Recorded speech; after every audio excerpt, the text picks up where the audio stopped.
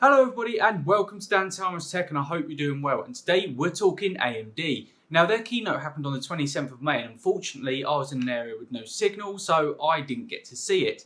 However, we're going to be taking a look at that plus some updated news on CPUs and also motherboards. So let's roll that intro and jump straight on into it.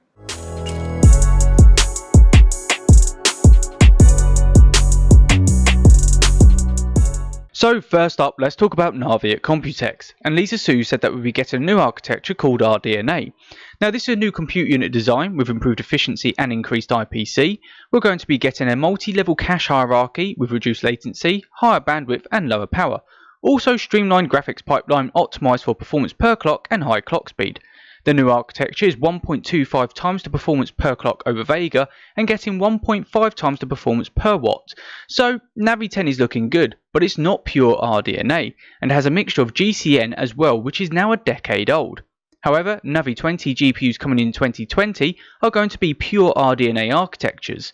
So the naming scheme is going to be the 5000 series and not the 3000 series that we previously leaked, and this comes as it's AMD's 50th anniversary. So the first set of GPUs will be the RX 5700 XT and Pro SKUs. Now the XT will have 2560 stream processors, which is 40 compute units, and also a memory capacity is between 8 and 16 gigabytes.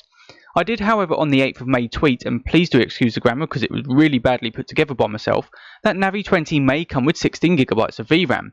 Could this actually be for Navi 10? Well, I don't think it will be. However, for a price of $499 and at 2070 performance isn't bad, and that's $50 less than the RTX 2070 as well. And if they chuck in a couple of games like they have been doing, then what have we got to lose? So Navi Pro we don't have a great amount on, but at a price of $399 and at 2060 performance is a little higher than what I would have expected. However, at the next Ryzen event at E3 on June the 10th, we will be able to see more. So let's move on to Ryzen, and this is where it gets really exciting. So third generation Ryzen is going to have a 15% IPC increase over the last generation.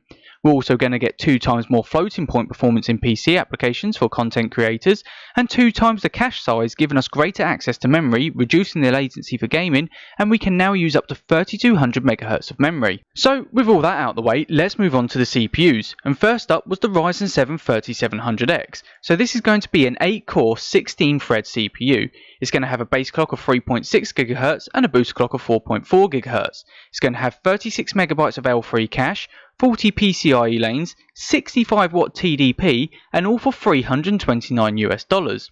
Now, as you can see here, a chart comparing the R7 2700X and the R7 3700X and how much AMD have improved on their Zen architecture. So AMD also did a showcase in Cinebench with the R7 3700X against Intel's i7 9700K, and Intel CPU was slower.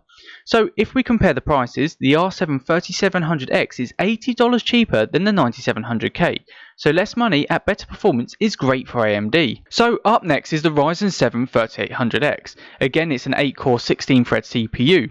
However, this time it has a 3.9 GHz base clock and a 4.5 GHz boost clock.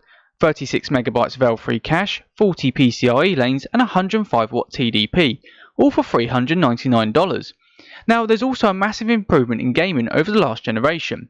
Not only that, but they demoed PUBG against an i9 9900K, so both 8 cores and 16 threads, and the R7 3800X just passes the 9900K. Price comparison here is that the R7 3800X is $90 cheaper, and this time for just slightly better performance. So again they ran another benchmark with 3D Mark's PCIe test feature. So the R7 3800X was paired with an RX 5700 series GPU against Intel's i9 9900K paired with the RTX 2080 Ti, and this was to show off the PCI 4th gen on AMD side. So FPS wise AMD was hitting around 25 frames per second, and on Intel's side they were getting around 14 frames per second. So let's look back at CES 2019, and we saw here an early engineering sample of a Ryzen CPU against Intel's i9 9900K at stock speeds. Well, it was actually the Ryzen 9 3900X. It is a 12-core 24-thread processor, a base clock of 3.8 GHz with a boost of 4.6 GHz. It has a whopping 70 MB of L3 cache, 40 PCIe lanes, 105 watt TDP, and all for $499. They did a blender test against an i9 9920X, which is Intel's high-end desktop processor that retails for around about $1,200 US.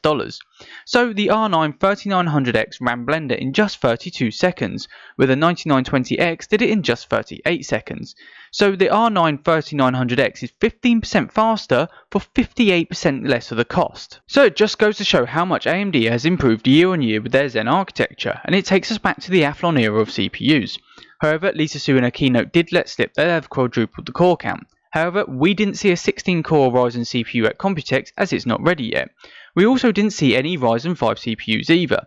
So the 3600 and 3600X are both 6 cores and 12 threads. The 3600 has a base clock of 3.6 GHz and a boost clock of 4.2 GHz, 65 watt TDP, 35 MB of L3 cache at $199 US. The 3600X has a base clock of 3.8 GHz, a boost clock of 4.4 GHz, a 95 watt TDP, again 35 MB of L3 cache at $249 US. So we also have benchmarks of the Ryzen 5 3600, and this is thanks to Tom Apisak. So Geek Benchmark shows two benchmarks, one of the current X470 platform and the other one of the X570 platform. So let's talk about the two benchmarks. The X570 gives us a better single core score of 5,390 points over the X470 at 5,358. However, the table does flip when it comes to multi-core score, and on X470 we get 27,485 points over X570 at 26,371. Whilst we're talking about motherboards and the performance, we know that 3rd generation Ryzen is an AM4 socket, and it will work on the 400 series motherboards. However, older motherboards will have to have a selective beta BIOS update.